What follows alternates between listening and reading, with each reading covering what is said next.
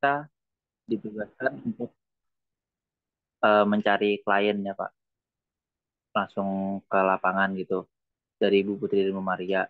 Jadi untuk ilmu yang saya dapatkan sendiri by learning by doing-nya itu gimana cara kita mentreatment atau mengkomunikasikan diri kita sebagai PR mungkin bisa dikatakan ketika kita menghadapi klien nyata gitu.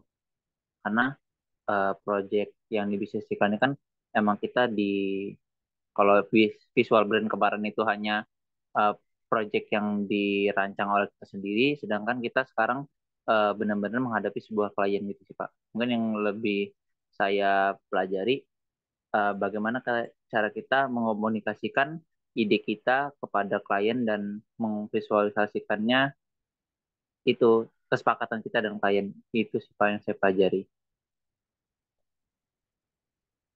Sekian terima kasih Pak.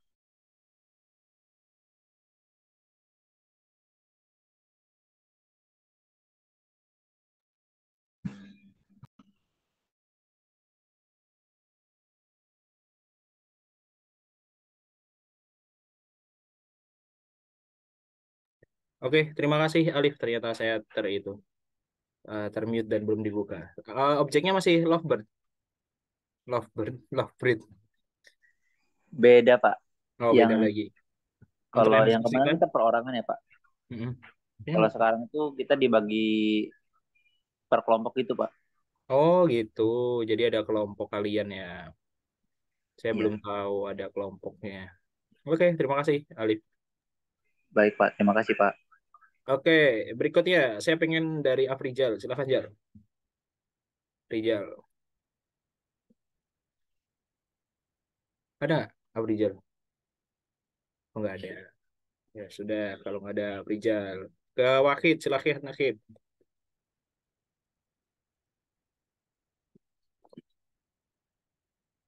What your insight before your test? Oke, baik Pak. Untuk mengenai bisnis iklan yang didapat dari pertemuan sebelum-sebelumnya itu mempelajari mengenai pengertiannya dahulu, pengertian dari bisnis iklan itu sendiri seperti apa, yang artinya itu adalah strategi pemasaran yang bisa menarik pelanggan untuk melakukan pembelian. Yang tujuan utamanya itu adalah untuk melakukan pembelian gitu. Entah itu melakukan dengan cara strategi branding ataupun menggunakan identitas-identitas visual lainnya yang untuk menarik pelanggan gitu untuk membentuk sebuah citra pada suatu produk gitu. Kita juga diajarkan eh, untuk betapa pentingnya periklanan dalam dunia bisnis gitu Pak.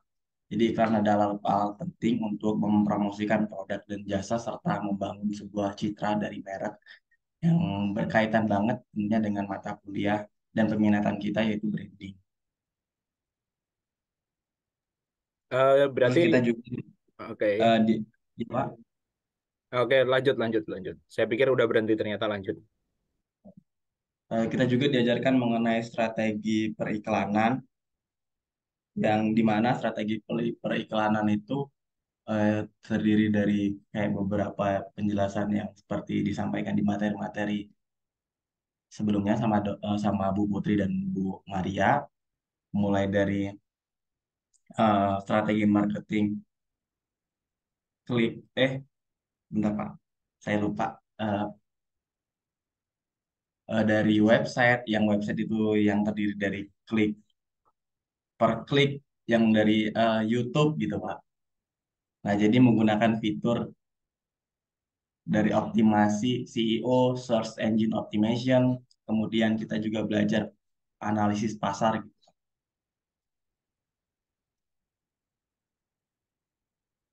Oke, berarti Wahid ada di kelompok berapa? Dari berapa kelompok? Saya ada di kelompoknya Afrizal, Topas, dan Alvarido, Pak, di Berarti bisnis iklan. ada berapa total semuanya? Totalnya itu ada, untuk anggota kelompoknya apa? Total semua Total kelompoknya ada semua kelompok. 55. Kalau satu anggota kan berarti 4 orang ya satu kelompoknya. Iya, Pak. Total kelompoknya itu ada 3.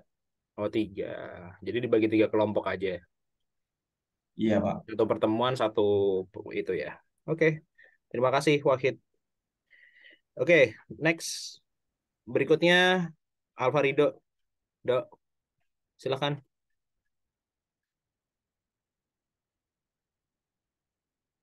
Oh, nggak ada ya. Alvarido ya. Oke, nggak ada. Michelle, silakan, Shell. Iya, Pak. Menggema. Silakan, Shell. What's your insight? Eh, Kalau dari saya kemarin yang saya dapat dari mata kuliah bisnis iklan sebelum UTS itu yang pasti tentang teori dulu tentang tujuan iklan itu apa, terus strategi secara teoritisnya gimana, langkah-langkahnya seperti apa gitu. Terus kalau untuk secara langsungnya insight yang saya dapat itu tuh gimana cara kita untuk mengkomunikasikan dengan owner klien yang kita pegang untuk di tugas kali ini gitu. Gimana caranya kita tahu apa yang dia mau, keluhan-keluhan apa yang menjadi permasalahan di UMKM mereka gitu. Terus kira-kira kita juga harus brainstorming tuh gimana caranya supaya kita bisa membantu mereka meningkatkan penjualan mereka, meningkatkan efektivitas penjualan mereka dengan menggunakan teori bisnis iklan, dengan menggunakan desain komunikasi visual gitu, sesuai apa yang kita bisa, tuh, Kak.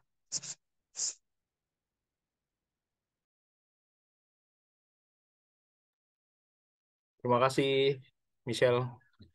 Alfarido, maaf Pak, sedang berada di kampus dan tidak dan sinyal agak susah. Kayaknya di kampus tadi perkuliahan sebelumnya pada bisa. Saya ngadepin 100 lebih orang dan kebanyakan di kampus. Oke, berikutnya Anissa Dwi Mutiara, silakan. Hadir Pak. Selama saya mempelajari bisnis iklan itu, kita mempelajari tentang pengertian bisnis iklan. Nah, bisnis iklan sendiri ini tentang berfokus untuk pembuatan atau penempatan suatu pengelola iklan untuk tujuan pemasaran, promosi produk layanan sama merek. Nah, di sini juga seorang desainer juga kita harus berpikir kreatif untuk dapat menyampaikan pesan yang ingin disampaikan dengan menciptakan gambaran yang menarik untuk klien itu sendiri. Nah, dari bisnis iklan ini juga kita belajar tentang memasarkan suatu produk, jasa dengan melibatkan pembuatnya atau kliennya, terus distribusi dan promosi, serta pesan-pesan apa sih yang ingin ditunjukkan supaya dapat mempengaruhi target pasarnya. Nah, kita juga di sini mempelajari tentang tujuan bisnis iklan ini untuk meningkatkan kesadaran dan menciptakan minat dan mendorong tindakan dari konsumen. Nah, kita juga mempelajari tentang aspek-aspek apa aja sih yang ada dalam bisnis iklan dari strategi iklannya, kreatifnya, terus merancang pesan iklan, penempatan iklan di media yang relevan, terus analisis setelah dan sesudah dari misalnya kampanyenya, terus pengukuran seberapakah efektifkah iklan tersebut. Terus kita juga mempelajari tentang eh, media yang digunakan dalam iklannya itu apa aja, dari mungkin bisa televisi, radio, ataupun cetak. Itu aja sih, Pak. Oke, terima kasih penjelasan panjangnya, Nis. Oke, jadi ada banyak hal ya yang dikeluarkan. Mari kita ke Dwija. Tapi yang saya pengen tahu, silakan untuk memberikan brief singkat kepada saya apa yang sudah dilakukan sih sebelum UTS. Jadi dari kelompok kan proyeknya sudah hadir ya, sudah ada gitu. Kemudian hasilnya juga sudah ada. Kamu bisa, Dwija bisa share screen, bisa dibantu juga teman sekelompoknya untuk di apa namanya untuk dapat memberikan gambaran sebenarnya apa yang sudah didapatkan. Silakan Dwija. Oke, mungkin kalau untuk share screen saya harus buka ini laptop terlebih dahulu ya Pak ya. Teman-teman yang Boleh lain mungkin untuk baru minta waktu. buka laptop yang setim. Untuk teman sekelompok mungkin Khairunisa atau Meliana atau Anissa Dwi. Saya bisa Pak share screen. Silakan, bisa langsung.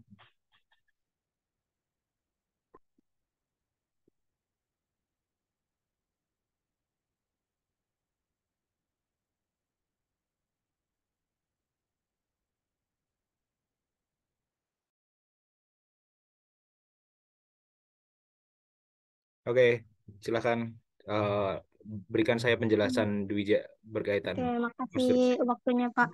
Oke, sebelumnya itu kita kan ngambil salah satu brand atau coffee shop gitu Pak, namanya Inokopi, satu UMKM juga yang ada di sekitar Bandar Lampung itu Pak. Nah, Inokopi ini nih salah satu UMKM yang bergerak di food and beverage gitu Pak, khususnya di minuman kopi. eh Nextnya boleh. Nah, di sini kita juga diskusi dengan ownernya dan kita juga menganalisis menggunakan SWOT. Yang pertama itu strength, yaitu kekuatannya yang memiliki Inokopi ini memiliki tempat yang sangat homey. Jadi sebenarnya tujuan analisis ini nih kita ingin mengetahui apa aja sih yang ada di Inokopi ini yang bisa kita kembangin lebih lanjut dari Inokopi tersebut gitu. Nah, yang pertama ini ada kekuatannya, tempatnya itu homey, mengelola kopinya sendiri, menyediakan produk dalam kemasan instan. Terus weakness-nya tidak memiliki ciri khas, pemilihan fontnya juga kurang tepat, karena bisa kita lihat juga dari segi segi apa sih namanya packaging, itu mereka juga masih menggunakan font yang menurut saya itu kurang dalam segi fontnya, terutama kayak kurang terlihat ciri khas dari Inokopi itu. Terus menunya juga yang belum beragam. Terus opportunity, tempat yang strategis dapat dijangkau oleh orang luar. Jadi tempatnya ini emang salah satu di tempat yang di mana orang-orang itu tuh nggak terlalu sulit juga untuk mengakses Inokopi. Terus bekerja sama dengan petani lokal, mengikuti acara wedding. Jadi Inokopi juga tuh pernah mengikuti salah satu acara wedding gitu, bekerja sama juga menjadi salah satu penyumbang untuk minumannya gitu Pak. Traits-nya banyaknya pesaing yang serupa dan lebih unik. Terus banyak juga inovasi kopi yang bermunculan. Terus yang ketiga itu berkembangnya alat pengelolaan kopi atau coffee machine. Untuk core value, add value yang kita dapetin itu pertama core value-nya yang pertama itu handmade. Karena Inokopi ini kan tadi bekerja sama dengan salah satu petani lokal yang ada di Lampung. Jadi otomatis kopi-kopi yang dihasilkan juga itu diolah oleh eh, owner dari Inokopi dan juga dari petani lokal.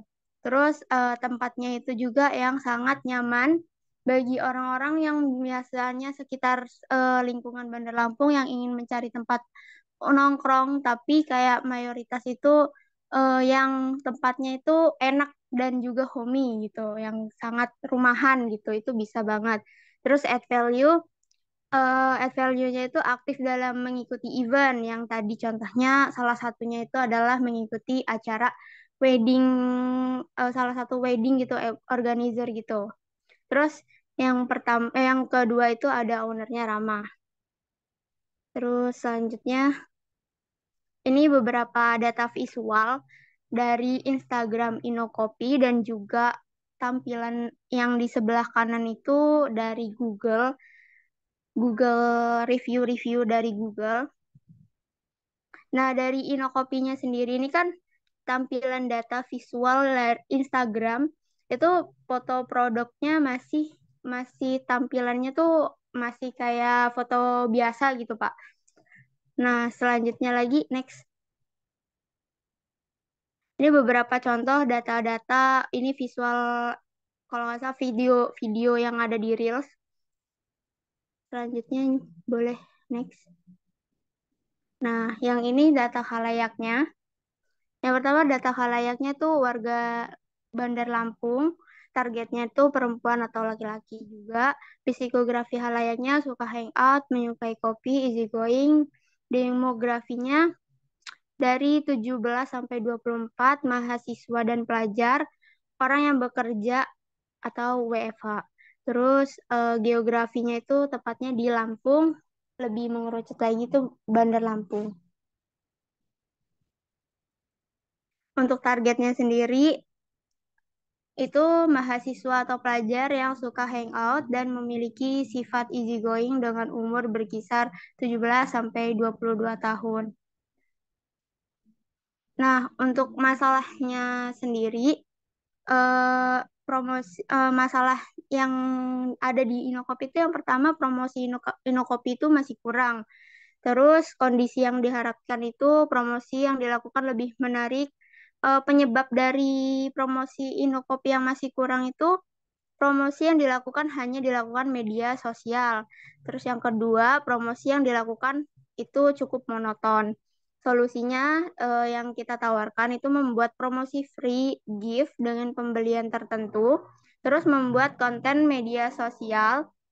Terus yang ketiga itu sebenarnya ada progres untuk membuat foto produk, Pak. Terus yang ke sini, yang kondisi yang diharapkan itu promosi yang dilakukan bisa lebih menarik dan lebih baik lagi. Terus Oke. dampaknya penjualan meningkat. Oke, stop di situ dulu. Kita lihat di bagian permasalahan ya. Dwija sudah memberikan secara garis besar Inokopi dan lain sebagainya. Pertanyaan saya satu, apakah Inokopi membuka kesempatan untuk bisa merubah brandnya dia? Kebetulan kemarin kita udah sempat diskusi dengan ownernya, Oke, owner Inokopi terkait perancangan kita yang tiga ini, solusi ini membuat free gift, konten media sosial, dan juga produk. membuat foto produk. Oke. Nah, kebetulan di ACC sama ownernya tersebut, Pak. Dan berarti boleh mengubah ya berarti ya. Iya, benar. Oke, Lebih menambahkan gitu, Pak. oke. Terima kasih Dwija penjelasannya. Kita ke Baik, Pak, sama-sama. Khairunisa yang setim. Eh, dari pertimbangan apa namanya? Pertimbangan analisa masalah ini sebenarnya eh, apakah juga menghitung jumlah atau insight dia dari sosial media ataupun kan ini kan fokusnya berarti sosial media dia ya. Fokusnya ke sosial media dia. Apakah menghitung juga berapa orang yang berkunjung, kemudian data orang yang berinteraksi dengan kontennya dan lain sebagainya? Silakan, Pak Irunisa. Maaf Pak, izin konfirmasi ulang pertanyaannya, berarti apakah insight dari sosial media itu uh, juga berpengaruh ke orang yang berkunjung ke sana gitu ya Pak? Salah satunya itu impact-nya atau dampaknya. Tapi apakah tim kalian bisa mengakses itu? Berapa persen yang berinteraksi dengan sosial media, kemudian juga berapa persen pengunjung yang datang karena sosial media atau berkunjung data-data seperti itu apakah didapatkan atau seperti apa dari penelitian berkaitan dengan apa namanya bisnis iklan yang sudah diterapkan? Silakan, Pak Rudisa. Baik Pak, kebetulan kan jadi kami ini berencana melakukan promosi secara langsung di tempatnya juga. Jadi membuat promosi yang jika pembelian tertentu itu akan ada free gift gitu. Kemudian baru juga kita juga fokus di sosial media. Emang lebih banyaknya bobotnya di sosial media. Tapi untuk akses kita ke sana dan mau mewawancara langsung orang konsumen di sana pun itu bisa dilakukan sih Pak.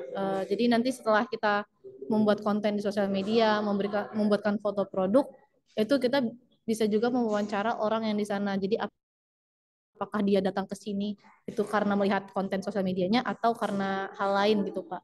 Oke, berarti ada kemungkinan bisa melakukan itu. Tapi apakah kemarin kalian melakukan itu? Mewawancarai pelanggannya, bagaimana pengalaman dia ketika mengopi dan lain sebagainya?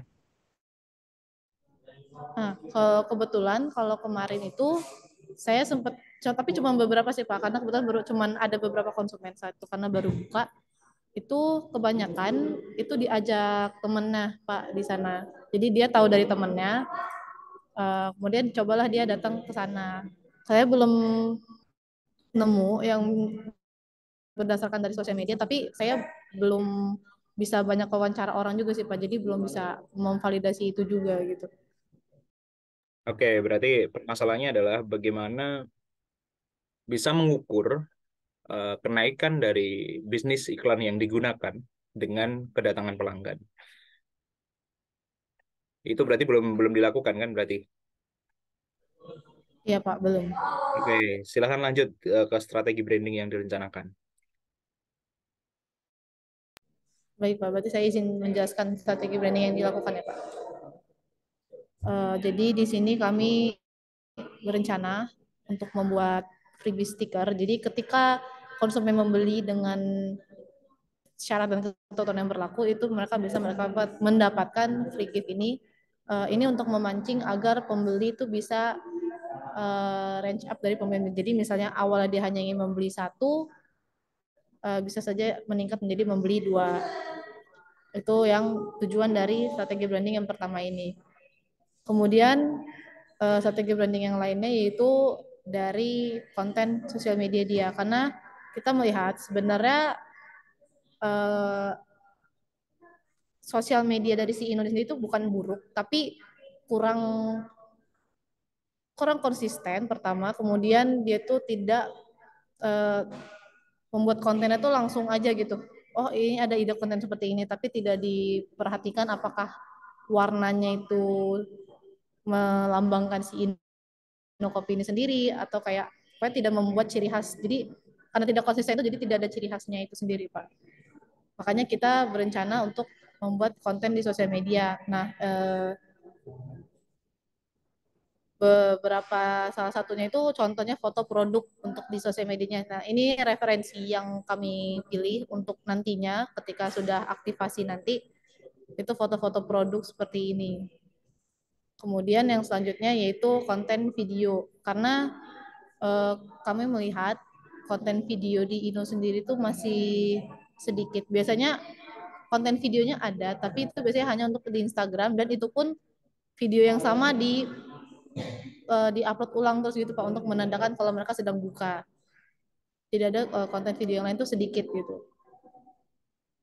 Makanya kami berencana membuat konten video yang mungkin berfokus mengenalkan si produknya, karena kami melihat konten video dari Ino sendiri itu tidak sering mempromosikan dari si produknya, atau biasanya itu hanya menunjukkan suasana tempatnya saja gitu, atau bagaimana proses dia ke petani lokal. Belum ada yang menunjukkan produknya itu seperti apa gitu.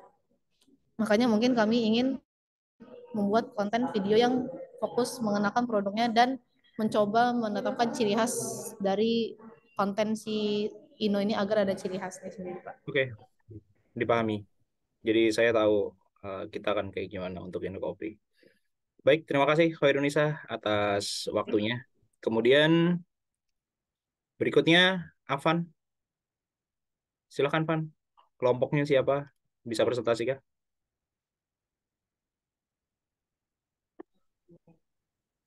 Baik Pak, tunggu sebentar untuk yang presentasi Michelle.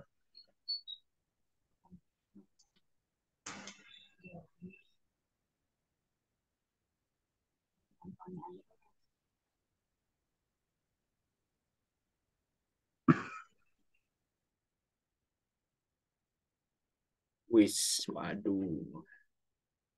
Fortinity. Oke, silakan. Dijelaskan Baik Pak, ke saya. untuk kelompok saya sendiri itu, untuk anggotanya itu ada saya, Michelle, Alif dengan Muhammad Ridho Pak. Dan untuk produk yang kita kasih sendiri itu ada madu Swita.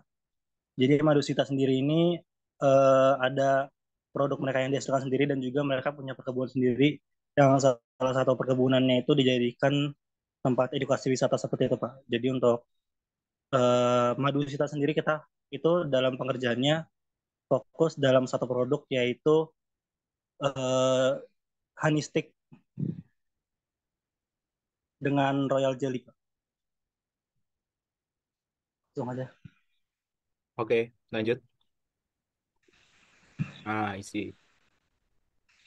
Jadi berikut itu beberapa produk yang dihasilkan madu Sita. Jadi dalam strategi promosinya itu kita ada 4 yang kita tawarkan. Kemarin kita tuh udah beberapa kali langsung ketemu dengan bisa dibilang owner dari madu Sita sendiri, Mas Ivan. Jadi kita beberapa kali sudah ketemu dan melakukan obrolan supaya mendapatkan strategi dan media yang tepat untuk kami lakukan dalam bisnis iklan ini sendiri. Jadi untuk pertama itu ada packaging baru.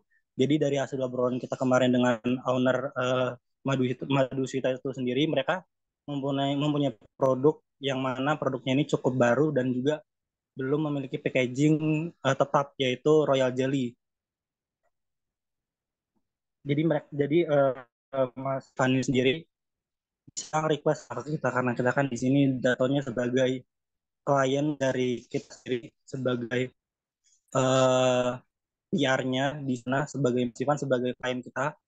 Itu makanya kami buat untuk packaging baru dari produk mereka, yaitu Royal Jelly.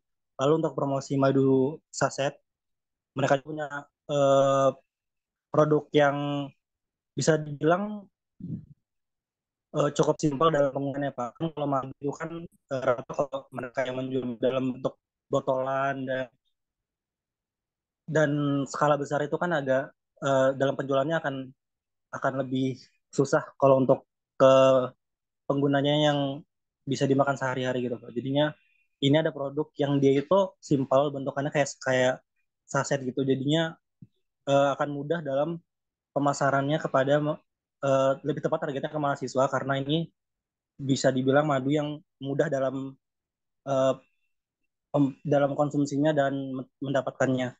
Untuk madu stick gel ini sendiri kita itu ada dalam hal video karena kemarin itu ada obrolan juga sama Sivanya, itu kami bisa dibilang kayak brainstorming untuk menemukan media yang tepat dalam pemasaran madu saset ini sendiri, dan ditemukanlah untuk seperti video reel simple untuk promosi madu saset ini sendiri.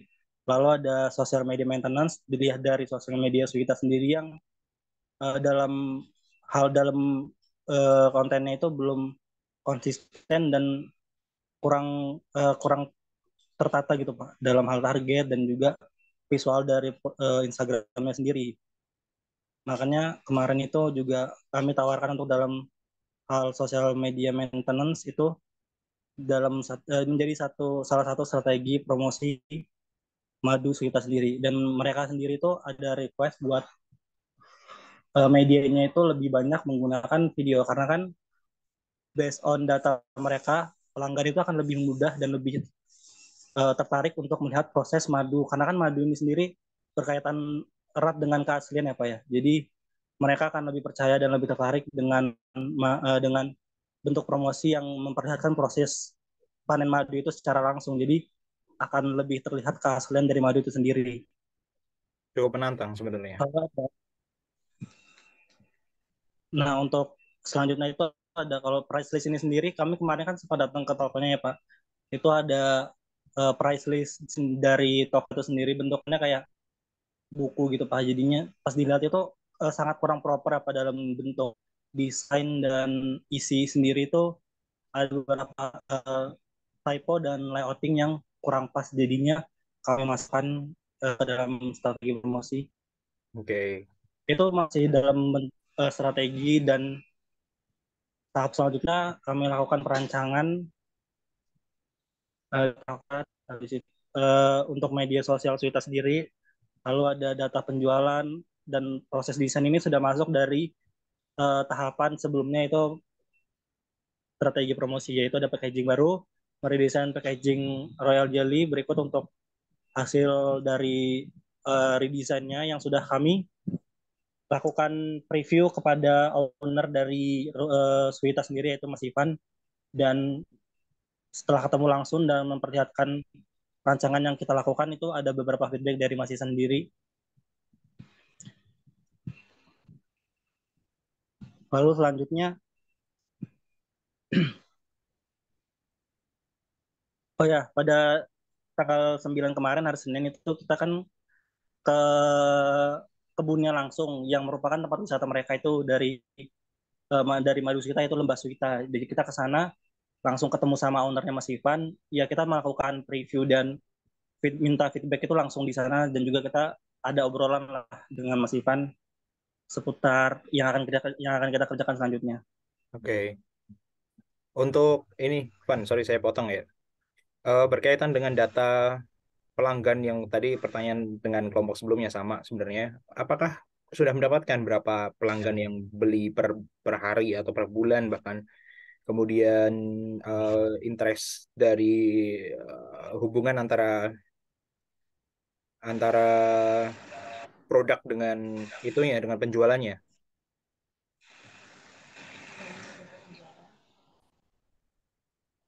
Oh, kalau untuk itu sendiri Pak, datanya sebenarnya sudah ada, tapi kalau untuk data konkret dari penjualan per hari ataupun per bulannya itu belum kami dapatkan karena kebetulan sekali saat kami melakukan survei langsung itu Mas Ivana sendiri sedang ada event UMKM seperti itu Pak. Jadi dia lagi cukup sibuk lah untuk bisa menanggapi fast respon karena dia sendiri ada kegiatan di Jakarta. Jadinya untuk data tersebut masih belum sepenuhnya kita dapatkan.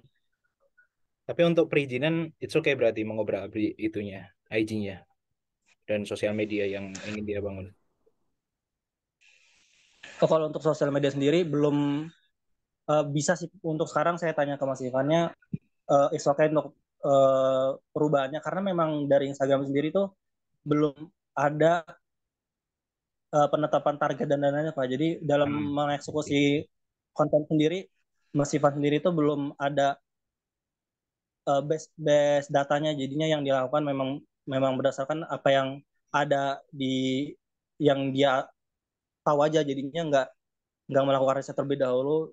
Maka dari itu untuk konten sosial media dari Mas Ivana sendiri nggak apa-apa sih Pak. Dan juga kemarin yang kita dapat juga baru data dasarnya itu ya mereka yang konsumen dari produk ini sendiri itu warga Bandar Lampung yang memang udah bekerja dan memiliki gaji tetap dan mereka memang udah concern dengan kesehatan makanya mereka tuh rajin membeli madu kayak setiap bulannya karena memang udah ada gaji tetap dan mereka udah concern sama kesehatan makanya bisa dibilang konsumennya itu orang dewasa yang sudah punya gaji tetap gitu Pak. I see. Ya, bisa kebayang saya akan kasih masukan apa di madu ini. Oke, terima kasih Alvan. Setimmu yang belum saya absen siapa? Ada Muhammad Ridho Pak. Oke, Muhammad Ridho silahkan melanjutkan. Dok, ada orangnya. Halo, Oke, apa terdengar? Dok, saya pengen tahu sejauh apa eh, penelusuran terhadap penelusuran terhadap strategi promosi yang sudah dilakukan oleh Suhita.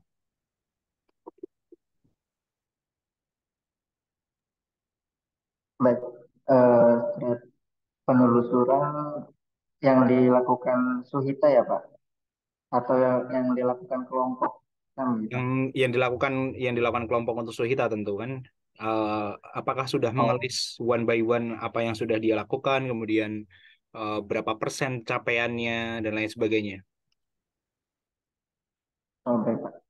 Jadi sejauh ini dari kami itu sudah beberapa kali bertemu dengan ownernya yaitu Mas Ivan terkait dengan rebranding di produk Suhita ini.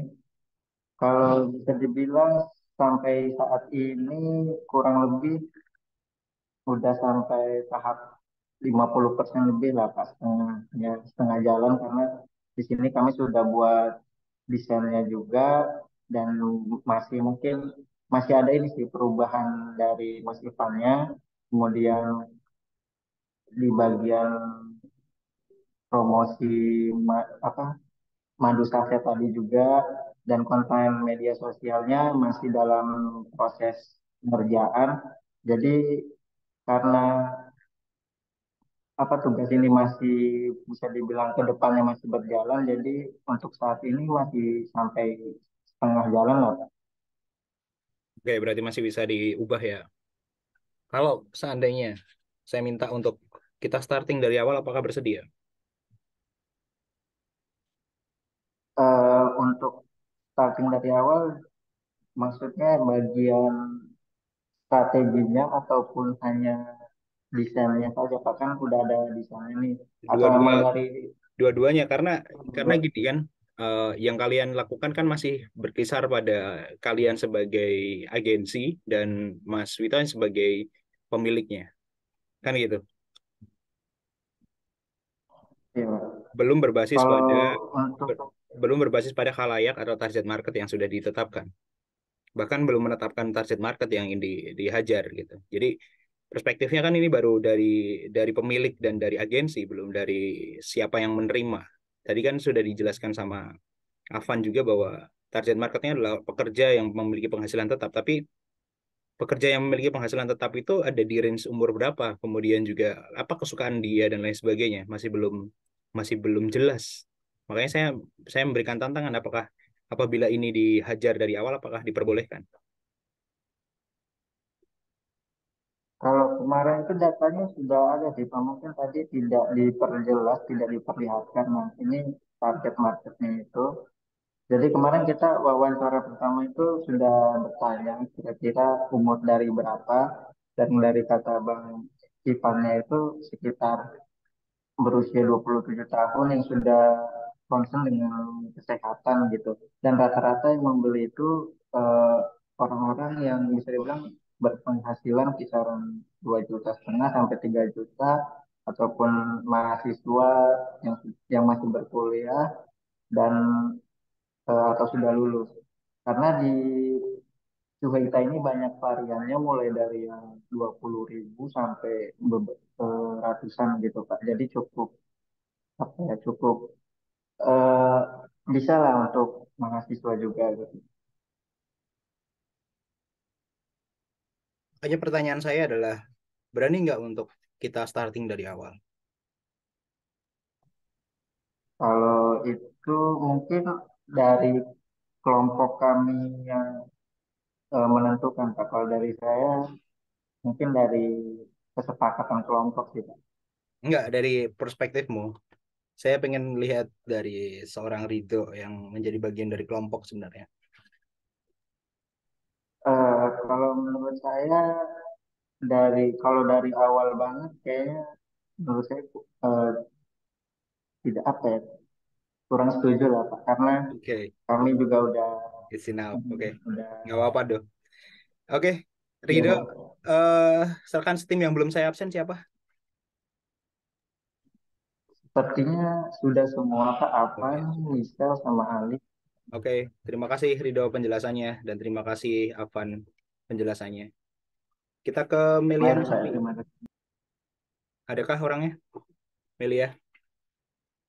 Enggak ada. Karena Melia nggak ada, kita ke Topas. Silakan, Pas. Iya Pak. Silakan Sehat.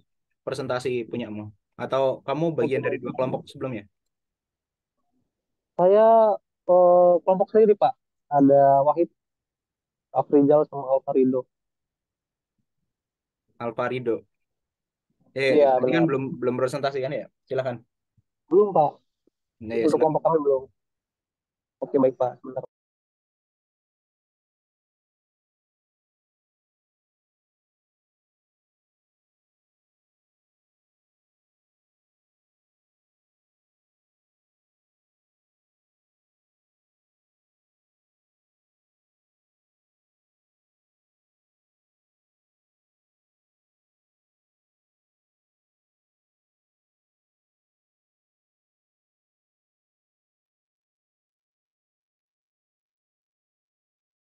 Ayo, silakan. Masih proses.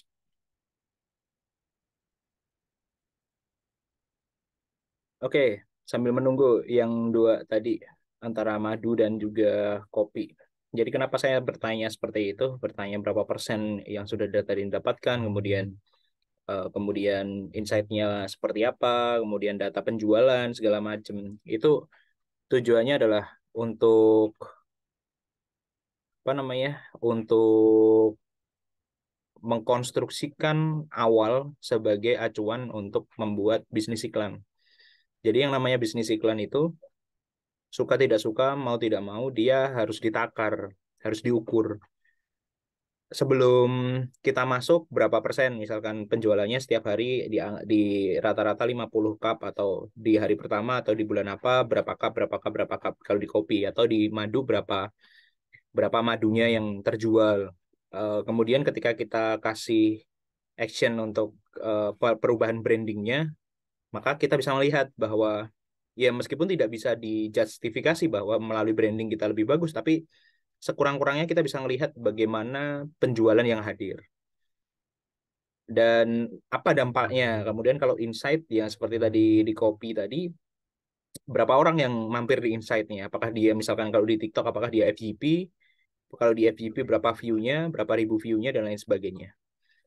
Itu tujuannya sebenarnya. Jadi bisnis iklan itu menjadi tolak ukur untuk melihat satu karya itu bisa bisa di bisa dilihat impact atau dampaknya itu kayak gimana sih gitu. Kalau kita nggak ngukur itu, ya kita nggak ngerti apakah kita benar-benar sesuai dengan keinginan target marketnya atau enggak gitu. Kira-kira kayak gitu sih. Jadi kenapa saya nanya-nanya kayak gitu. Oke, mari silahkan. Siapa ini? Topas? Bukan. Benar Pak, tepat Pak. Sebelumnya izin Pak, apa Silakan, sudah silakan. terlihat presentasi Sudah, sudah, saya? sudah. Silakan. Oke baik, di sini kami tim dari Sus Kopi Dapur Oma Silta. Di sini saya akan mendeskripsikan sedikit mengenai proyek bisnis plan kami Pak.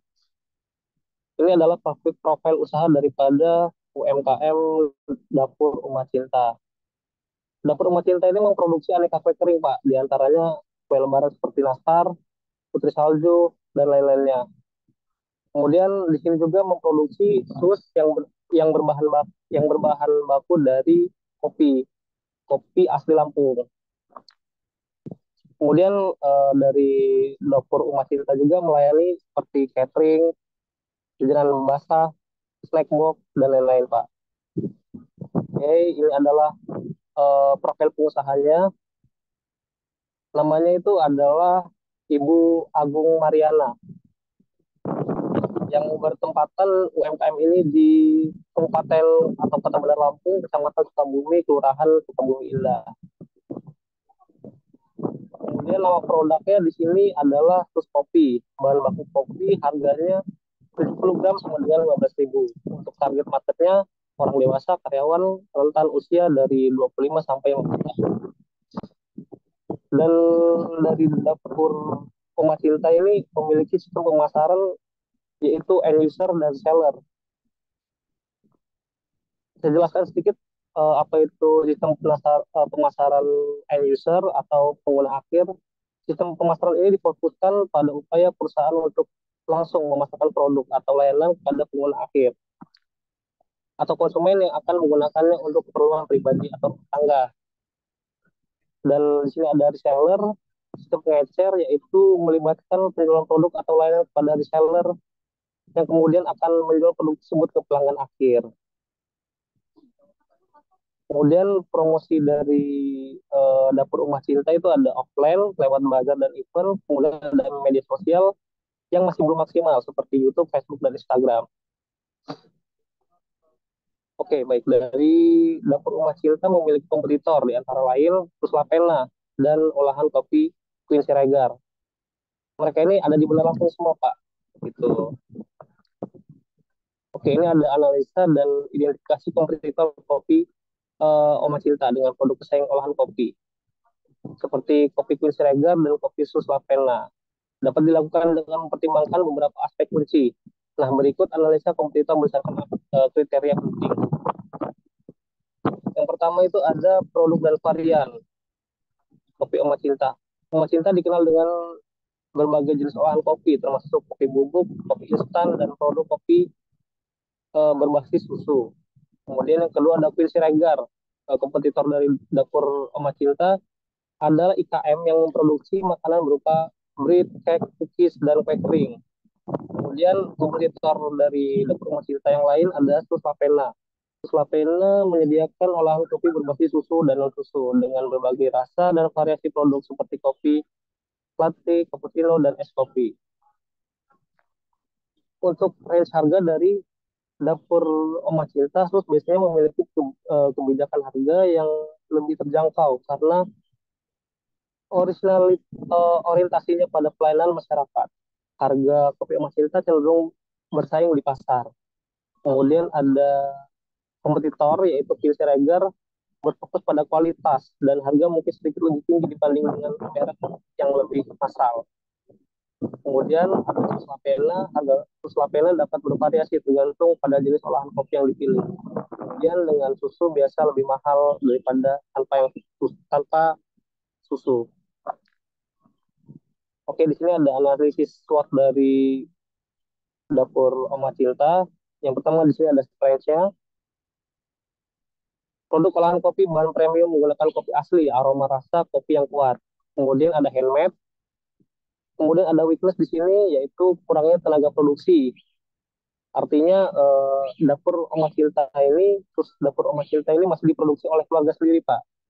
Masih belum mengambil tenaga dari masyarakat yang lain. Kemudian kurangnya media promosi. Kemudian kurangnya media promo.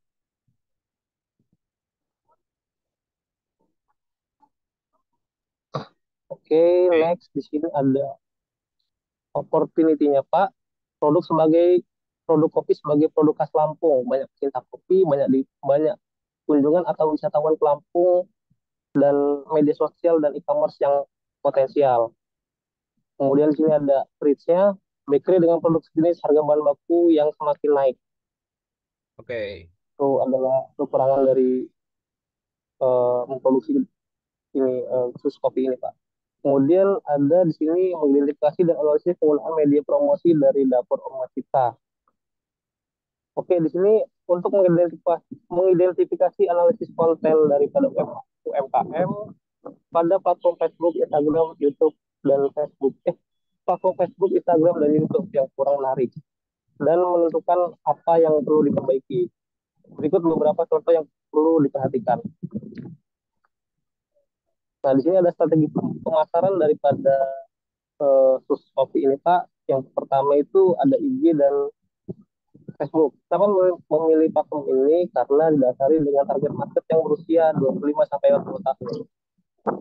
Di mana media tersebut banyak digunakan oleh masyarakat dengan rentang usia 25-45 tahun. Kemudian ini ada sedikit analisis mengenai penggunaan media Instagram dan Facebook. Yang dimana kalau kita lihat dari sini, dari data ini, memang benar adanya bahwa usia dari 25 sampai 40 tahun banyak menggunakan media promosi dari Instagram dan Facebook. Oke, kemudian di sini aspek visual dan konten. Ini ada beberapa kekurangan daripada pengiklan dari dapur Oma Cinta ini. Yang pertama itu ada kualitas visual yang ada masih kurang menarik dengan pencahayaan dan kurang tertata, penggunaan angle kamera yang kurang pas dan masih sering misfokus. Di sini ada perbaikannya dari kami yaitu menambah pencahayaan, Pak, dan angle kamera supaya kualitas produknya lebih menarik, menambahkan objek atau properti pendukung agar konten lebih menarik. Nah, ini ada konsistensi dan estetika. Kurangnya belum konsisten dalam penggunaan elemen visual, sehingga tampilan konten terlihat acak-acakan dan tidak membangun kekuatan merek. Dan ini perbaikannya ada membuat panduan gaya visual yang menarik, mencangkup penggunaan warna, font, bentuk, dan lain-lain, membuat konten yang konsisten berfokus pada satu niche. Oke, kemudian ini ada relevansi kontennya, Pak. Isi konten yang ada masih kurang relevan dengan produk yang terjual. Perbaikannya membuat konten yang berhubungan dengan produk yang dijual seperti hal-hal yang berhubungan dengan ngemil, ngopi, nyantai, dan tips-tips menghilangkan stres atau bos. Saya sedikit, Pak. Di sini media sosial yang dipakai itu sebenarnya media sosial pribadi, Pak, yang digunakan untuk sekaligus berjualan. Dan di sini akan kami perbaiki supaya media sosialnya itu relevan dengan produk yang dijual. Seperti itu. Oke, kemudian sini ada interaksi dan keterlibatan audiens. Kekurangannya yaitu kurangnya interaksi dan terlibatan audiens dengan konten yang dibuat. Sehingga hal ini menimbulkan adanya jarak antara produk dan audiens. Kemudian di sini ada perbaikannya, membuat konten-konten yang dapat mengundang interaksi dengan audiens. Bisa melalui pertanyaan, games, challenge yang diberikan kepada audiens sehingga dapat meningkatkan brand awareness gitu. Kemudian di sini ada frekuensi upload konten. Kekurangannya masih kurang konsisten dan jarang upload sehingga kurang menaikkan traffic dari akun media sosial sendiri. Perbaikan dari kami yaitu membuat konten kalender atau konten plan yang mengatur penjadwalan upload konten sehingga lebih terstruktur. Oke, kemudian saya ada copywriting. Kekurangannya narasi yang dibuat masih sangat kurang kuat sehingga kurang memiliki audiens. Perbaikan dari kami yaitu membuat narasi yang menarik, terutama untuk platform Facebook. Narasi yang dibuat bersifat soft selling, seolah-olah kita bercerita mengenai keluh kesah kehidupan dan di situ kita menampilkan produk sebagai solusi masalah yang kita alami.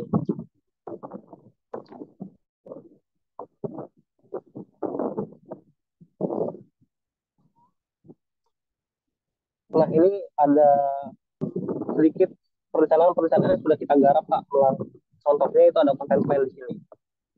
Kita sudah membuat content plan yang dimaksud untuk mengupload kemudian isi konten bisa teratur lebih baik. Ini juga ada link untuk Bapak untuk apabila ingin mengakses dari content plan dan mungkin ada tambahan ini sudah kami sertakan. Oke, boleh saya dapetin linknya di chat meeting ini? Bisa Pak, bisa Pak. Nanti saya, setelah presentasi saya berikan. Oke, thank you presentasinya dulu, Topas. Stop sampai sini dulu. Saya pengen mengomentari berkaitan dengan dampak dari sosial media yang sudah direncanakan, apakah ditargetkan pada pembelian atau juga penjualan dari produk? Iya Pak, benar Pak. Apakah sudah ditetapkan targetnya? Berapa persen penjualan yang berasal dari sosial media dan lain sebagainya? Untuk itu sedikit pernah kami singgung dan pernah kami bahas. Untuk itu sudah kami tetapkan. Nah, di sini kami untuk sebisa mungkin konsisten daripada pembahasan kami yang sebelumnya, bahwasannya tidak apa-apa, tidak terlalu besar keuntungan, namun konsisten seperti itu, Pak. I see. Itu kan konsistensi yang dikejar, gitu kan? Kalau dalam bisnis kan semua akan bergantung pada angka. Itu yang menjadi masalah, gitu. Jadi yang dinamakan bisnis B2B atau bisnis to bisnis, kan itu bisnis kalian kan sebenarnya untuk bisnisnya dia, makanya disebut sebagai B2B. Bisnis ke bisnis, gitu kan? Acuan secara kuantitatif maupun secara kualitatif seperti yang sudah kamu sampaikan tadi, sebenarnya itu adalah acuan sebagai kualitatif, termasuk membuat konsistensi, membuat di Instagram, di Facebook dan lain sebagainya, itu acuan kualitatif. Tapi acuan kuantitatifnya berapa? Berapa konten, kemudian berapa hari, kemudian juga perencanaan kontennya, apakah itu sudah dibuat ataukah baru perencanaan? Izin Pak, untuk itu sudah kami buat Pak. Untuk berapa hari, berapa minggu, berapa bulan, dan tingkat 1 semester dan 2 semester seperti itu. Oke, dipahami. Oke, terima kasih Topas penjelasan panjangnya. Satu tim selain kamu siapa? Untuk di sini saya lihat ada Alvarido, ada Wahid, tapi Wahid sudah di absen. Sudah Pak, seperti itu. Deo berarti di sebelumnya berarti ya? Izin Pak, Deo saya kira cuti Pak. Oh, semester ini cuti berarti? Informasinya seperti itu Pak. Isi berarti saya akan tandain. Untuk Mahesa? Izin Pak, informasinya juga cuti Mahesa. Oh, cuti juga. Berarti hanya ada 12 orang yang ada di sini. Benar Pak. Minus Alfarizo. Afrizal Pak. Afrizal ya? Benar. Minus Afrizal. Berarti semua udah masuk ya? Berarti ya tinggal satu orang ya yang belum ya? Si Afrizal doang ya? Benar Pak. Iya, Pak.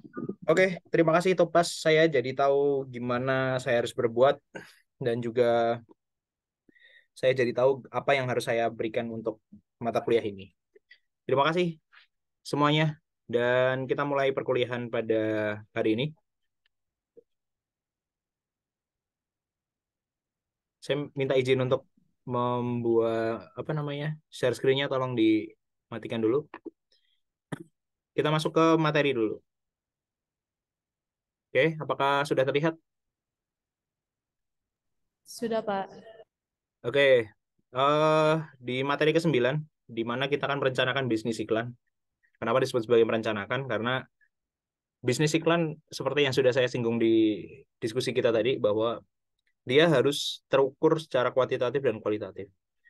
Dalam artian, ketika kita mengkonstruksi satu branding atau satu perencanaan pemasaran, maka yang harus terukur secara pasti adalah berapa keuntungan yang didapatkan oleh pelanggan gitu atau klien ketika mereka menggunakan jasa kita.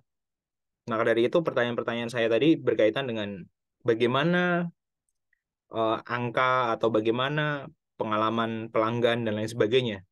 Karena itu akan menjadi tolak ukur utama. Kan gini logikanya.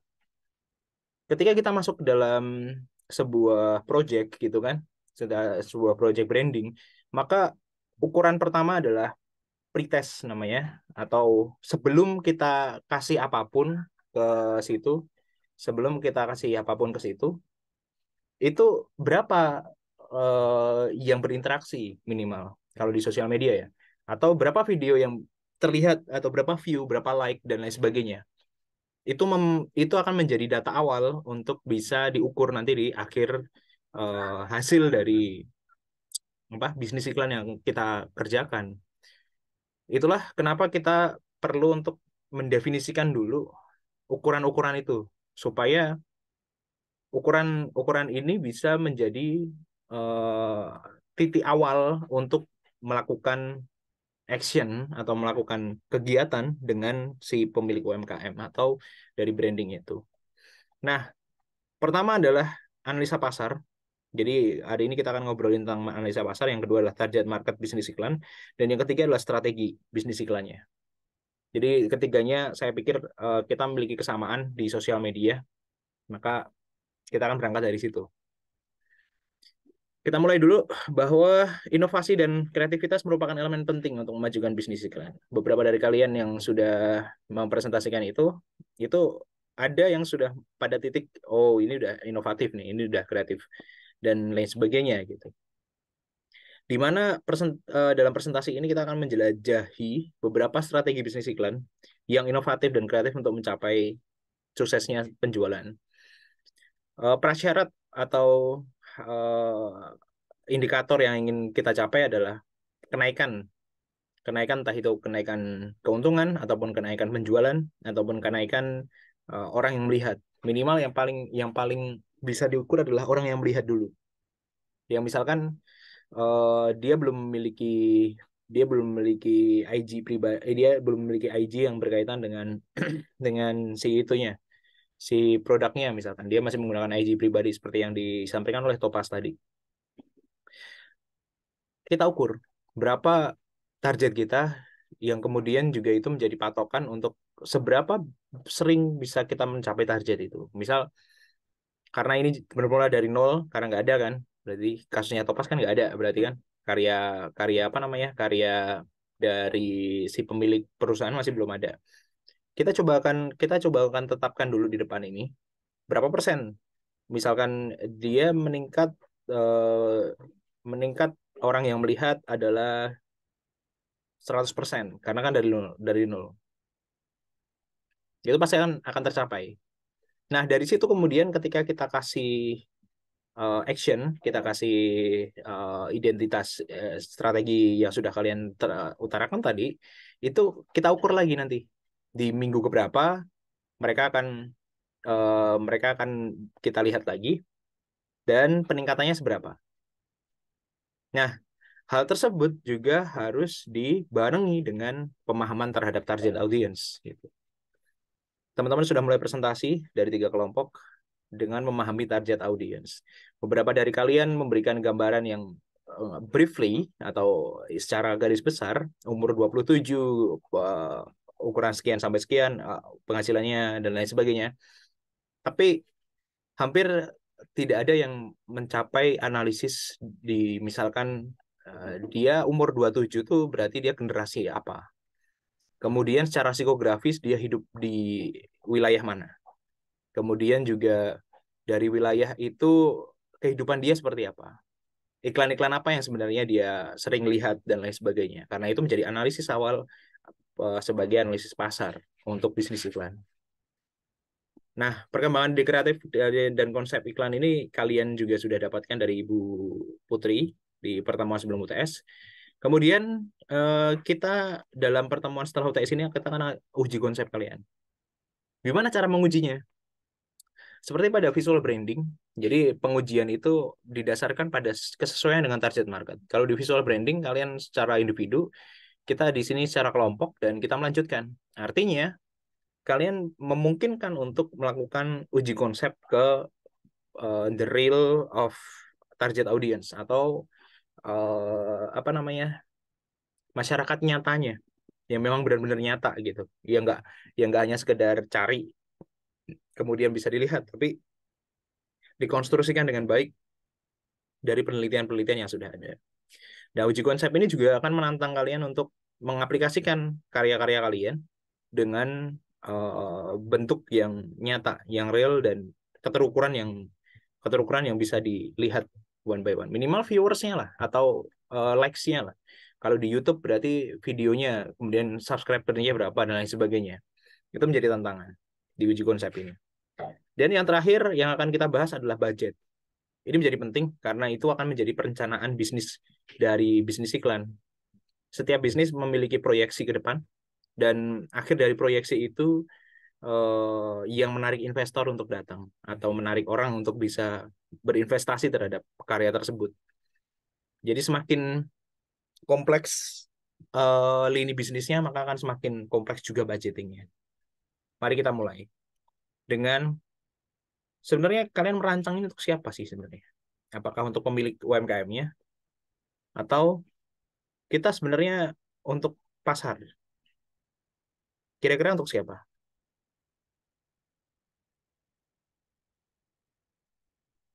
Ketika kalian merancang dari 3 UMKM tersebut, sebenarnya kalian merancang itu untuk siapa? Untuk pemilik UMKM-nya atau untuk pasar?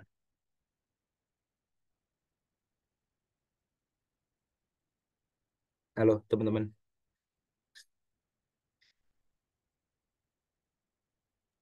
Untuk pasar ya, Pak. Untuk pasar, berarti sebenarnya acuannya si pemilik UMKM atau pasarnya berarti? Kalau menurut saya, kalau menurut saya pribadi itu harus persetujuan, maksudnya keduanya sih Pak. Kita tetap meninjau si pasarnya, pasar dari UMKM-nya, tapi kita tetap harus menyesuaikan juga dengan si penjualnya atau si pemiliknya gitu, supaya nantinya nggak timpang sebelah gitu. I see. Jadi masih ada kepikiran untuk, oh ini karena yang punya si A, maka kita harus minta izin ke dia untuk menggunakan itu, bagus atau tidak gitu ya? Lebih tepatnya ke penyesuaian budget sih Pak, karena kan UMKM kan pasti setiap produksi atau aspek promosi lainnya kan biasa pasti ada ngeluarin beberapa dana atau spend uang gitu, dan itu pasti disesuaikan sama budget mereka gitu. Takutnya kan kalau misalkan kita merancang sesuai pasarnya, ternyata rancangannya A tapi ternyata over budget, kan takutnya nggak sesuai. Makanya menurut saya itu harus sesuai sama keduanya sih Pak. Nah, I see. Jadi lebih ke pendanaan dari promosi yang akan dilakukan gitu ya, Sel? Iya Pak. Oke. Berarti kalau kalau mereka berhasil memotong pendanaan dari produksi karya, dan mereka tinggal membayar misalkan eh, promosi dari IG-nya, dan mereka bersedia membayar itu, it's all clear berarti.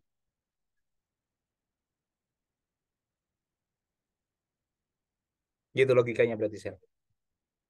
Apa gimana Pak tadi putus-putus?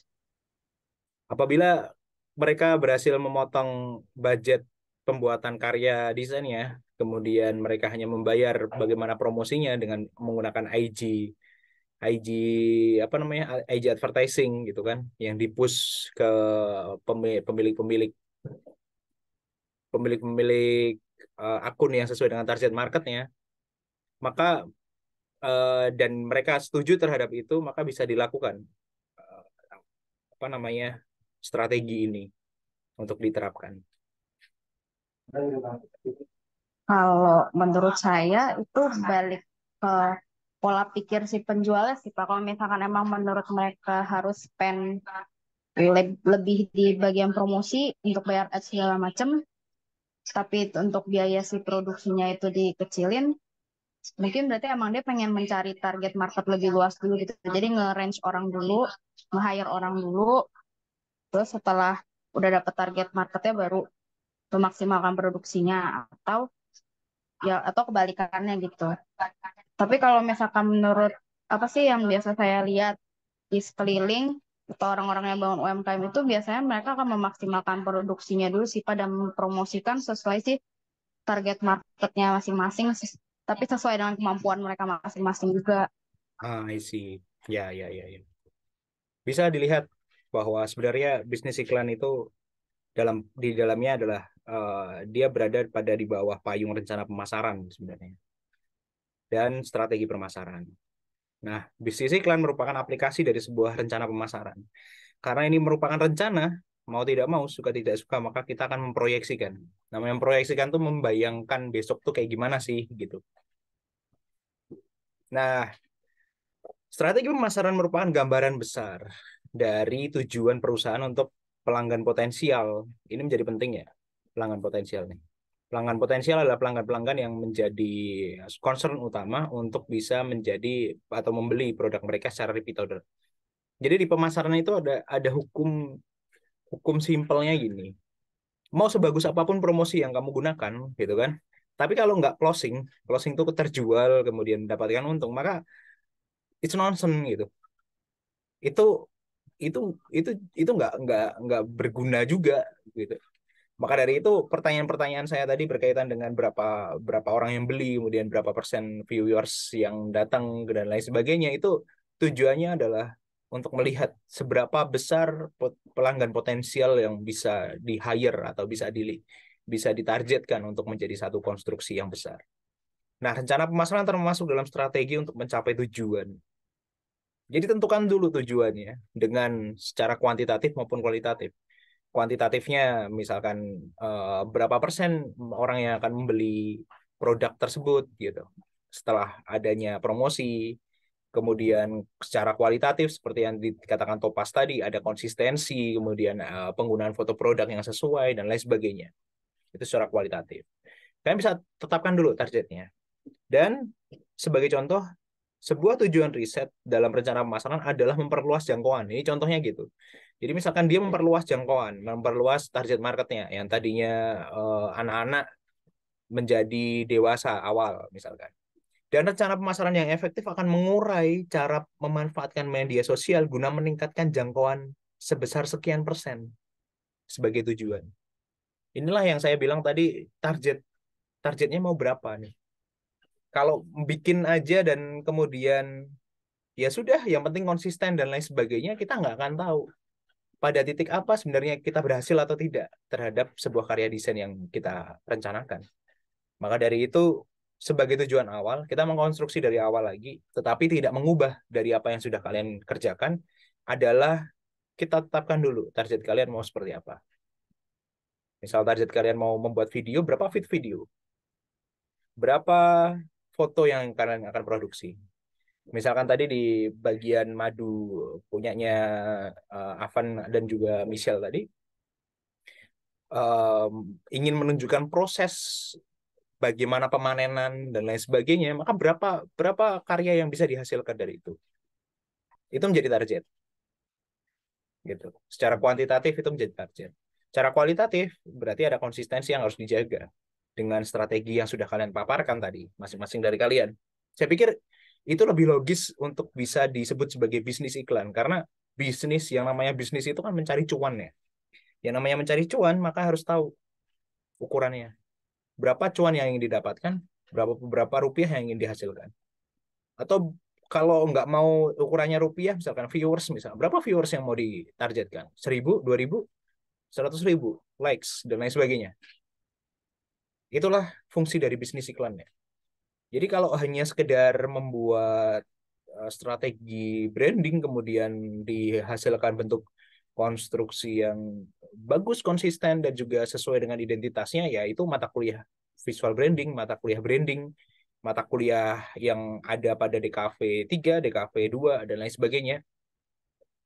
Tidak ada beda.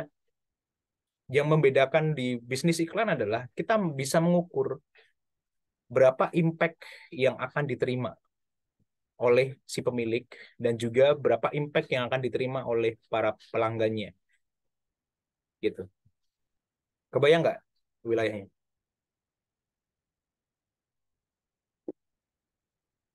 Nah, maka dari itu kita akan coba dulu untuk setelah menentukan tujuan itu, kita akan coba untuk merumuskan khalayaknya secara lebih spesifik.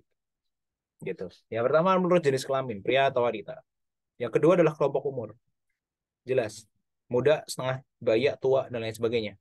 Kelompok umur ini juga kalian bisa kaitkan dengan generasi-generasi yang lahir di tahun, misalkan tahun 70-80, generasi baby boomers, yang mana itu menjadi referensi untuk menggunakan karya-karya yang sesuai dengan brand-brand besar, layaknya Unilever, kemudian juga bentuk dari apa namanya brand-brand besar Yamaha, Honda, dan lain sebagainya.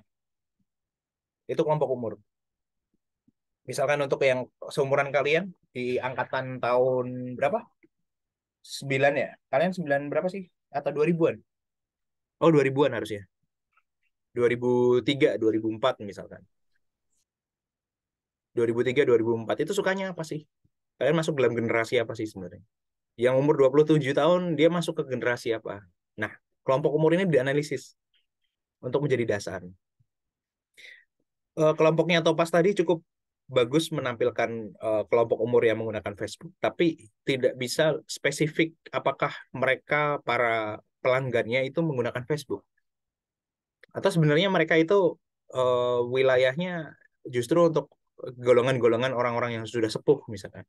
Itu kelompok umur. Jadi keterkaitan antara kelompok umur dengan pelanggan dari atau pelanggan potensial dari produk tersebut itu penting untuk didefinisikan sebagai acuan awal. Nah, secara wilayah atau demografis itu juga didefinisikan lebih jelas gitu. Wilayahnya seperti apa? Apakah memang di wilayah ini kopi itu sudah sesuai dengan konstruksi yang ingin dibangun produknya? Atau jangan-jangan penggunanya tidak ada yang suka ke ini kopi? Kalau memang targetnya adalah di ini kopi adalah menggait pelanggan dari sosial media, maka perlu ditargetkan berapa orang yang mampu datang ke ini kopi melalui sosial media. Misal contoh, kalian menggunakan strategi seperti yang ada pada Topaz itu dengan menggunakan kuis misalkan, atau dengan menggunakan selfie dengan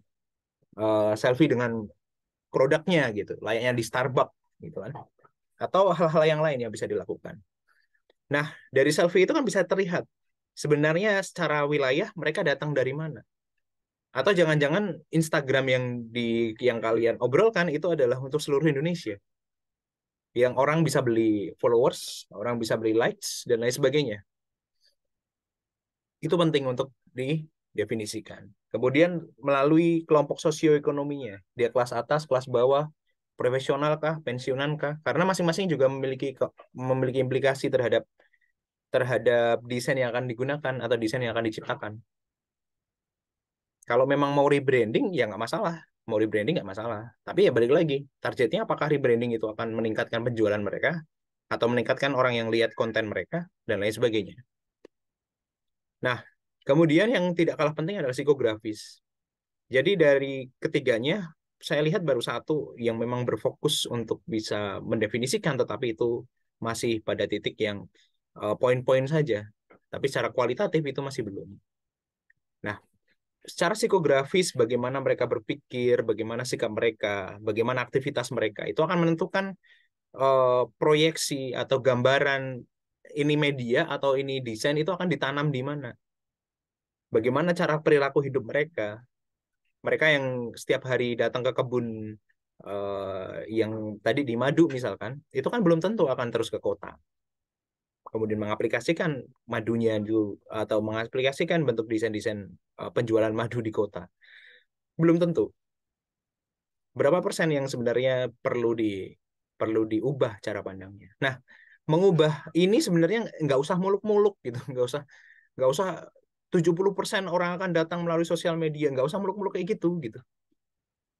Cukup dengan misalkan 6 pelanggan datang melalui sosial media atau tertarik dari sosial media.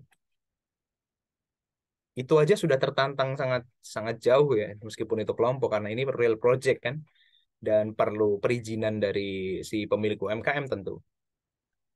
Karena nggak bisa serta-merta kemudian mereka apa namanya, mereka menerima dari ide kalian, kan nggak bisa gitu. Pasti ini jadinya pilot namanya, atau project percobaan. Dari proyek percobaan itu kalian bisa mengukur awalnya itu mau apa dan akhirnya mau apa. Oke? Kemudian pada contoh psikografis ada kaum yipis, danki, hedonis, arsivores, reverse tradisional dan lain sebagainya. Masing-masing spesifikasi ini memiliki implikasi yang berbeda-beda. Masing-masing apa yang disebutkan di sini itu memiliki konstruksi visual yang berbeda-beda.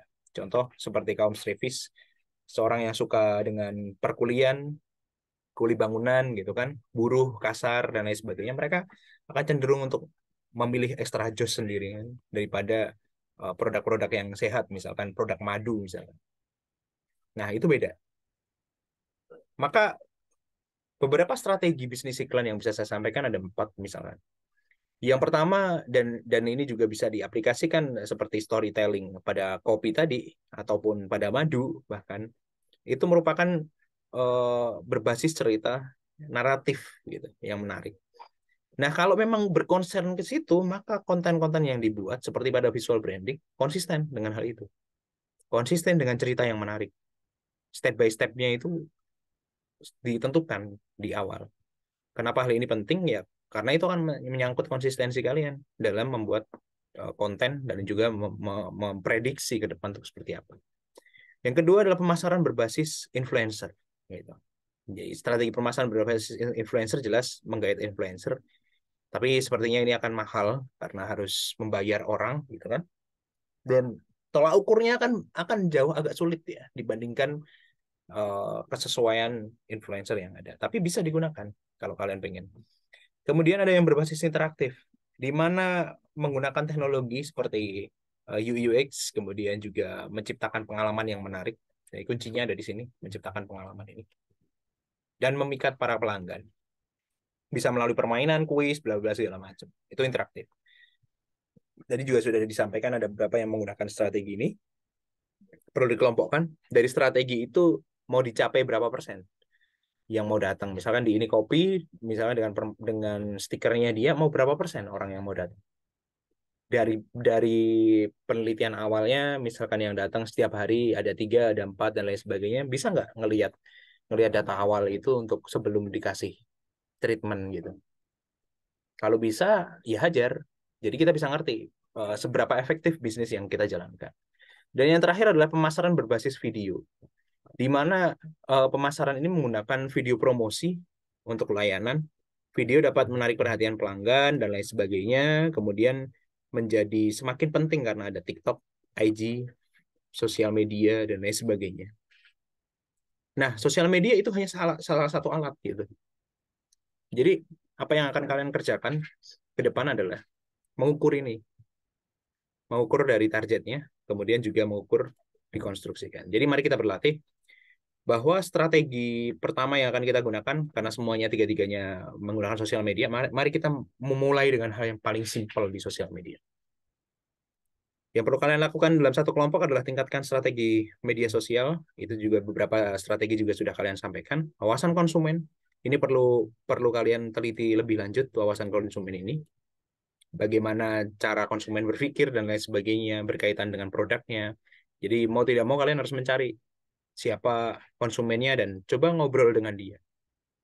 Kemudian dari ide besar ke tingkat berikutnya dengan konten yang telah direncanakan dan brand awareness yang akan disebarkan.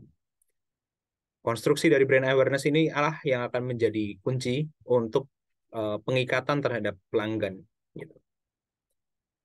Kemudian penelitian berikutnya yang kalian harus lakukan selain wawasan konsumen adalah konten apa sih yang sebenarnya dicari oleh orang-orang itu atau orang-orang pelanggan dari pelanggan potensial dari masing-masing produk.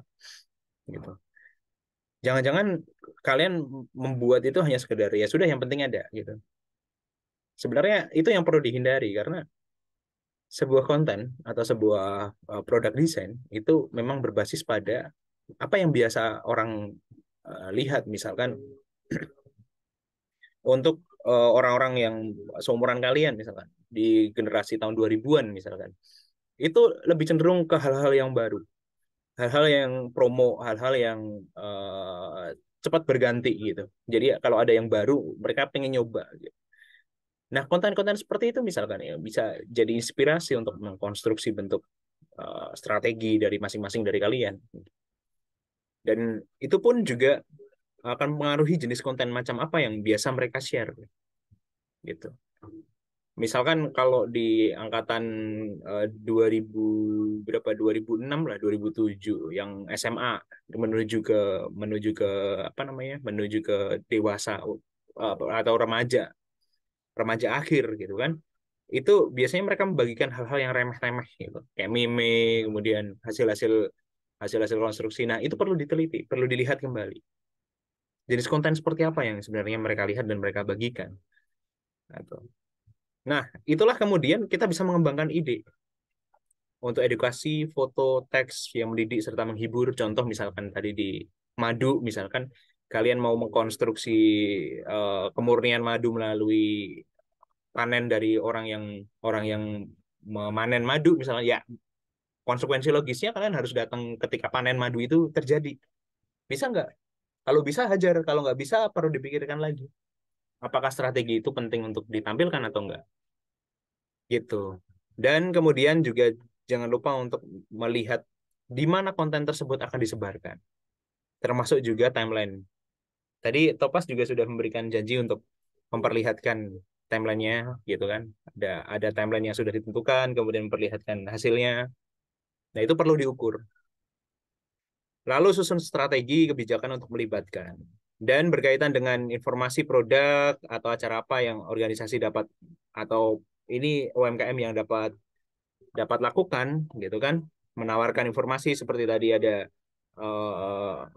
apa namanya konstruksi dari pemilik madu yang datang ke Jakarta untuk UMKM dan lain sebagainya. Mungkin bukan sosial media yang dibutuhkan, tapi bot yang menarik dan lain sebagainya.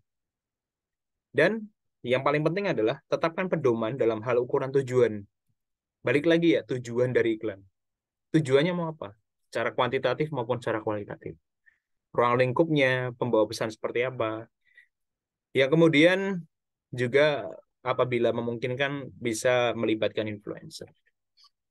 Oke, saya pikir itu materi untuk hari ini. Jadi mohon untuk bisa dirombak apa namanya sudut pandangnya yang tadinya membuat hanya sekedar menarik, tapi kita bisa ukur secara kuantitatif maupun kualitatif. Berikutnya pada pertemuan besok kita akan ngobrolin berkaitan dengan target dari kalian masing-masing. Jadi saya sudah minta untuk kalian bisa menetapkan siapa target audiensnya. Kalau kalian bisa melakukan wawancara sama target audiensnya itu akan lebih baik. Hasil wawancara itu yang bisa kita obrolkan menjadi bahan diskusi. Kemudian juga pada wilayah perumusan khalayak ini menjadi penting. Kemudian yang tidak kalah penting adalah bagaimana audiens itu berinteraksi dengan sosial media. Jadi kalian bisa mulai penelitian mulai sekarang dengan anggota sebanyak itu, dengan 4 orang itu kan anggotanya banyak ya. Bisa mulai bagi tugas, siapa yang menentukan tujuan dan lain sebagainya. Dan jangan lupa untuk mencari data yang tadi saya bilang, apabila tidak berhasil mendapatkan data dari pemilik UMKM, kalian bisa mendapatkan data dari sosial media yang hadir. Jadi misalkan di Instagram berapa likes-nya, kalau bisa dapat insight itu akan lebih bagus lagi. Karena kita jadi ngerti berapa persen yang akan kita tingkatkan nantinya untuk pertemuan ke depan. Oke, sampai di sini. Ada yang mau ditanyakan kah?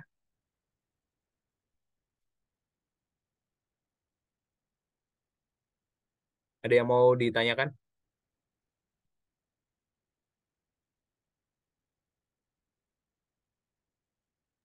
Kalau dari saya cukup, Pak. Oke, berarti jelas ya.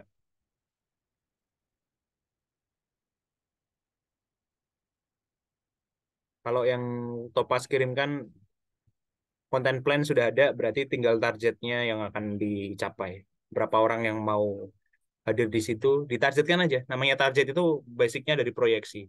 Proyeksi basicnya dari penelitian yang sudah dilakukan. Maka kita mulai dengan penelitian awal, mau seperti apa bisnis iklan ini dijalankan. Kalau bisa sampai budget itu kan lebih baik lagi. Kalau bisa. Tapi minimal target utamanya dulu. Secara kuantitatif berapa, secara kualitatif berapa. Ukuran yang tepat ya. Gitu. Oke.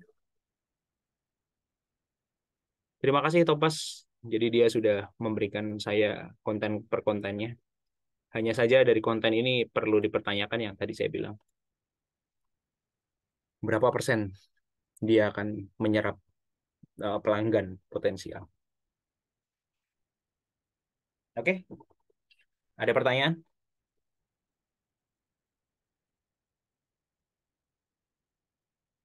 Ada pertanyaan kah teman-teman? Kalau dari saya cukup, Pak. Dari saya cukup, Pak. Oke, Dari saya jelas ya. cukup, Pak. Berarti pertemuan berikutnya saya sudah menerima itu ya, menerima minimal paginya saya sudah menerima hasil diskusi target, diskusi halayak dan juga diskusi berkaitan dengan apa namanya target, halayak dan juga diskusi dari tujuan iklan tersebut. Panas sekali. Oke, kalau emang begitu, terima kasih sudah mau hadir. Kita ketemu lagi di minggu depan dengan presentasi yang lebih menarik lagi. Jangan lupa melakukan wawancara terhadap target marketnya. Mendefinisikan target market itu penting. Dan juga membuat branding ini menjadi lebih bagus lagi. Oh iya, ada yang bisa memberikan saya informasi apa bedanya bisnis iklan dengan branding dua ya? Apa perbedaan bisnis iklan dengan branding dua? Kalau di branding 2, fokusnya tuh mempelajari branding kawasan sih, Pak. Mempelajari branding? Kawasan. Ah, Placement. apakah branding dua dengan bisnis iklan ini satu kesatuan? Atau maksudnya tugasnya jadi satu atau beda-beda? Kalau sejauh ini biasanya beda sih, Pak. Oh, I see. Jadi agak berbeda ya. Ya udah, saya pikir itu dulu. Jadi sebagai bisnis, as a business, kita harus mengukur secara kuantitatif dan kualitatif dari project bisnis ini supaya apa yang kita bikin itu jelas keterukurannya. Gitu ya teman-teman. Pertemuan minggu depan saya harap sudah ada konstruksi baru, termasuk juga konten sosial medianya. Kalau bisa kayak yang dibikin Topas akan lebih baik lagi. Jadi ada planning berapa-berapanya. Itu akan lebih menarik. Terima kasih semuanya. Selamat sore. Sore, Pak. Sore, Pak. Terima kasih. Sore Pak, makasih.